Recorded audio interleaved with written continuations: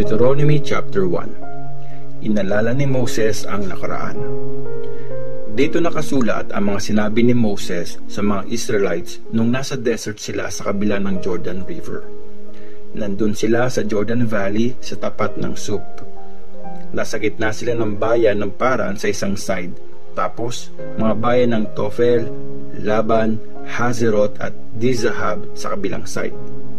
Aabutin lang ng 11 days mula sa Sinai hanggang Kadesh Barnea kung dadaan sila sa mabundok na bayan ng Edom.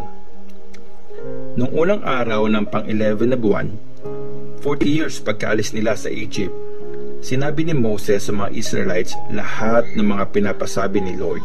Nangyari yon after niyang talunin si King Sihon ng mga Amorites, leader ng bayan ng Heshbon, at si King Og ng Bashan, leader ng mga bayan ng Ashtaroth at Edrei.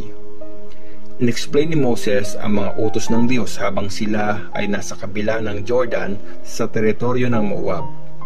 Sabi ni Moses, nung nasa Mount Sinai tayo, sabi ni Lord na Diyos natin, masyado na kayong matagal dito sa bundok. Magpatuloy na kayong pumunta sa lupain ng mga Amorites at sa mga malapit na bayan doon, sa Jordan Valley, sa mga lugar na mabundok, sa Shephelah, sa Negev at sa may tabing dagat ng Mediterranean.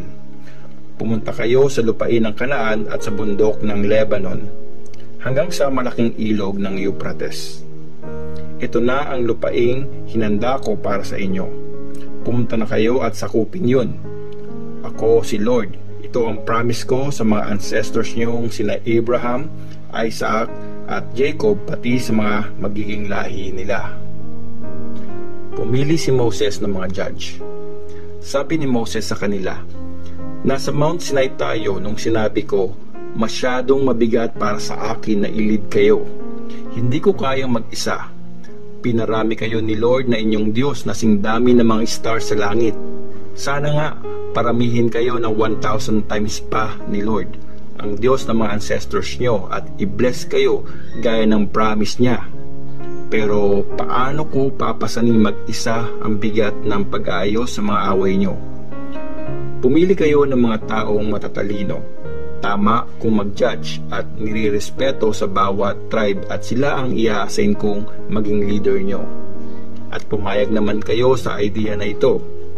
So, ginawa kong in charge ang matatalino at nirerespetong leader ng bawat tribe.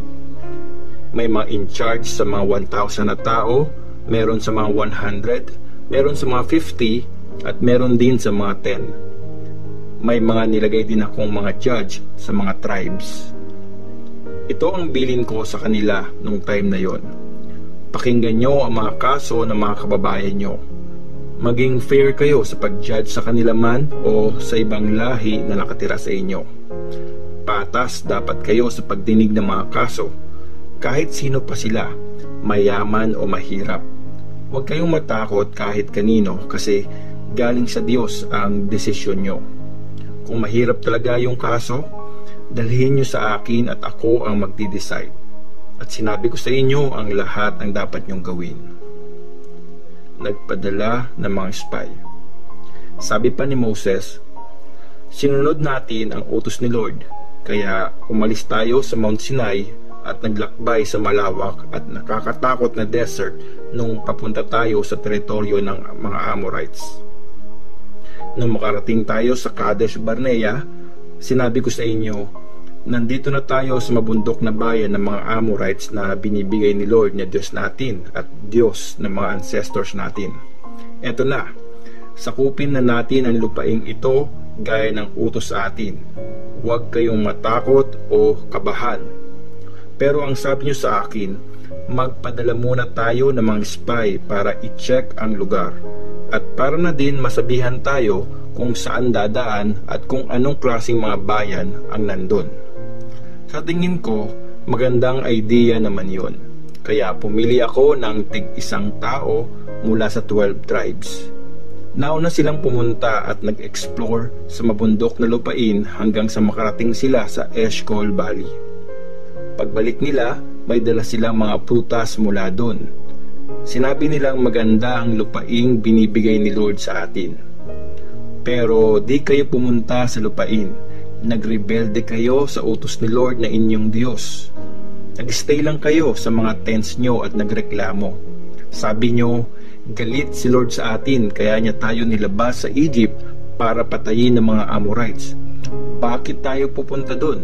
Nakakatakot.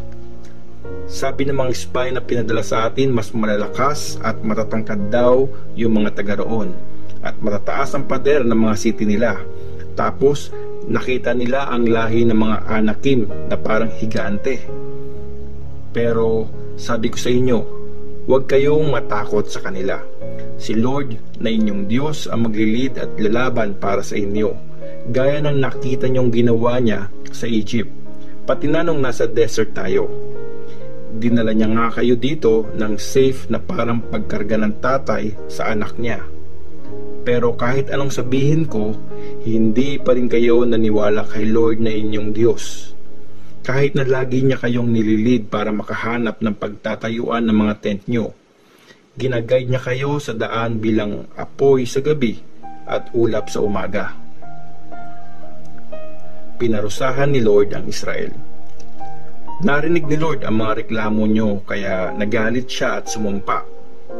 Wala ni isa sa masamang generation na ito ang makakapasok sa lupaing promise ko sa mga ancestors nyo. Si Caleb na anak ni Jephunneh lang ang makakapasok. Naging tapat siya sa akin kaya bibigyan ko siya at ang mga anak niya ng parte ng lupang in-explore niya. Dahil sa inyo, pati sa akin, nagalit si Lord at sinabing, hindi ka rin makakapasok sa lupain, Moses.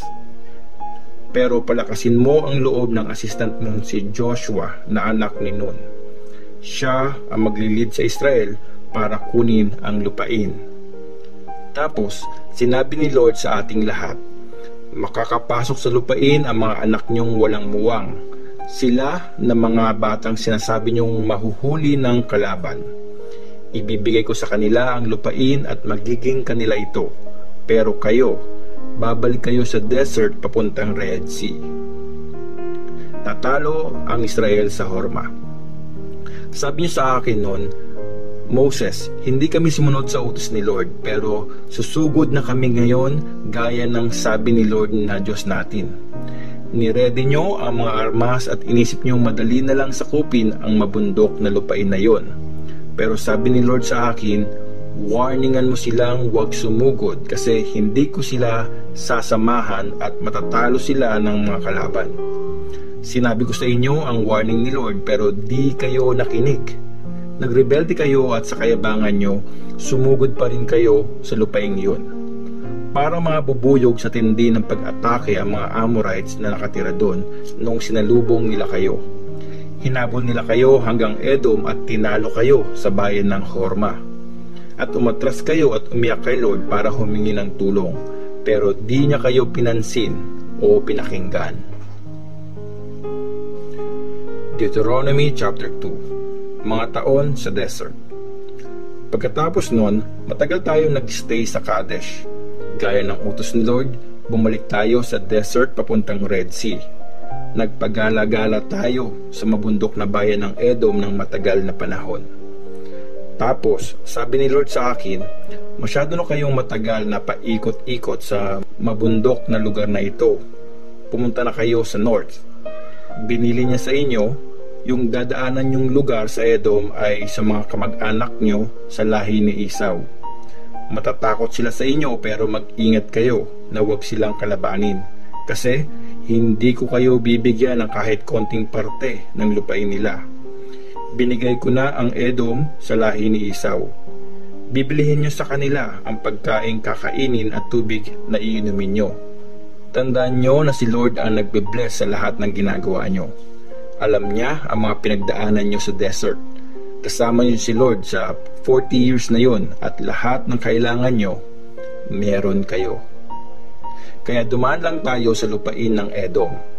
Palayo tayo sa Araba, Elat at Ezion-Geber. Tapos patuloy tayo naglakbay sa desert ng Moab. Sabi sa akin ni Lord, huwag niyong kalabanin ang mga taga-Moab na lahi ni Lot. Kasi binigay ko na ang Ar sa kanila. Hindi ko kayo bibigyan ng kahit konting parte ng lupain nila. May lahi ng mga higante na tinatawag na Emim ang dating nakatira sa Ar. Malakas at marami sila at sinlaki ng mga Anakim na isa ring lahi ng mga higante. Rephaim ang isa pang tawag sa lahing ito, pero kilala sila ng taga-Moab na Emim. Nakatira dati sa Edom ang mga Horites, pero tinaboy at pinatay sila ng lahi ni Esau na tumira sa lugar na yon, gaya ng ginawa ng mga Israelites sa mga nasa lupaing binigay sa kanila ni Lord. Tumawid tayo sa tuyot na batis ng Zered gaya ng utos ni Lord. 38 years ang lumipas mula nung umalis tayo sa Kadesh Barnea. Namatay na ang buong generation na lumaban sa gera tulad nga ng sinumpa ni Lord. Hindi tinigilang parusahan ni Lord ang generation na yun hanggang walang natira. Nung namatay na lahat ng generation na yun, sinabi ni Lord sa akin, "Duman kayo ngayon sa Ar at tumawid ng Moab. Pag nakatawid na kayo, malapit na kayo sa lupain ng mga Ammonites na lahi ni Lot.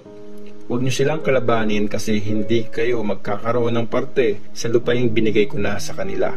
Lupain din ng mga Rephaim ang teritoryong ito at sila yung mga dating nakatira dito. Zamzumim ang tawag sa kanila ng mga Ammonites, kasi laki sila ng mga Anakim.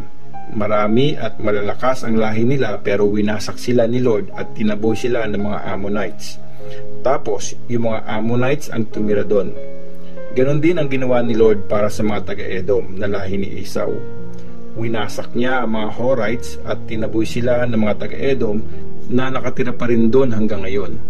Ganon din ang nangyari sa mga Afim na dating nakatira sa tabing dagat ng Mediterranean hanggang Gaza sa south. Winasak sila ng mga galing sa Crete na sumakop sa buong lupain nila. Pagkadaan sa Moab, sabi sa atin ni Lord, "Tuloy lang kayo patawid ng tuyot na batis ng Arnon. Tatalunin nyo si Sihon, hari ng mga Amorite sa Heshbon, at ibibigay ko ang lupain niya sa inyo. Sugurin nyo na siya at sakupin ang lupa niya. Mula ngayon, matatakot sa inyo ang lahat ng tao sa buong mundo. Mabanggit pa lang kayo, manginginig na sila sa takot." Tinalo ng Israel si King Sihon.